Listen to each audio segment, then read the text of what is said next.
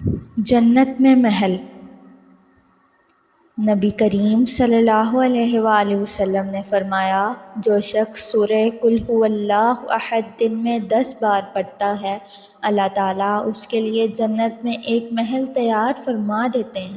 اور جو شخص دن میں 20 دفعہ سورہ اخلاص یعنی قل ھو اللہ احد پڑھے، اللہ تعالیٰ اس کے لیے 2 محل جنت میں تیار فرما دیتے ہیں، اور جو شخص دن میں 30 دفعہ سورہ اخلاص یعنی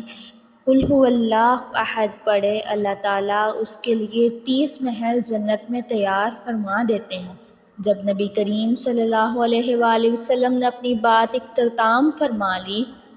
تو حضرت عمر رضی اللہ تعالیٰ عنہ نے عرض کی، یا رسول اللہ صلی اللہ علیہ وآلہ وسلم، پھر تو ہم بے شمار محل حاصل کر سکتے ہیں۔ نبی کریم صلی اللہ علیہ وآلہ وسلم نے ارشاد فرمایا، بے شک اللہ تعالیٰ کی مملکت بہت وسیع ہے، یعنی اللہ کے نزدیک کمی نہیں ہے۔ اللہ تعالیٰ ہم سب کو جنت میں